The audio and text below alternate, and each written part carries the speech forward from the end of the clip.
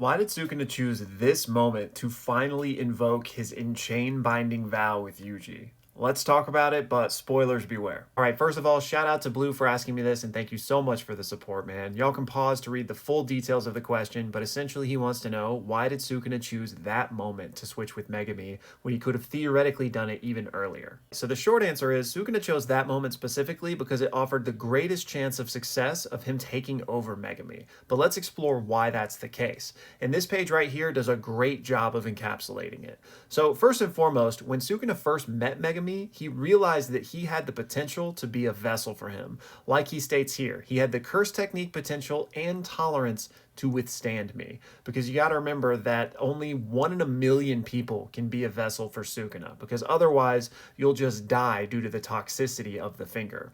But Sukuna goes on to say, but even if he was a potential vessel, it would be bad for me if he was like a cage or a prison in the same way that Yuji is for me, instead of being a vessel that I could freely control.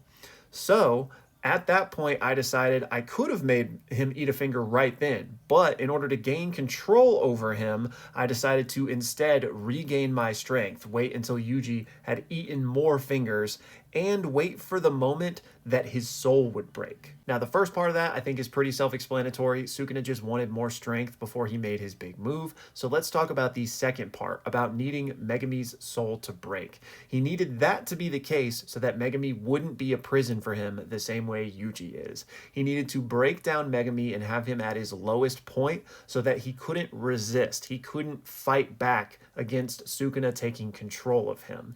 And he did this by attacking Megumi at one of his lowest points, because when Sukuna invokes that vow is right after Megumi finds out that his sister is no longer his sister and is instead an incarnated sorcerer from the Heian era, Yorozu specifically. So she just drops this dastardly reveal and then flies away. And that is everything that Megumi has been working for, trying to save his sister and get her out of the culling games. And now he realizes that that is not what's going to be happening.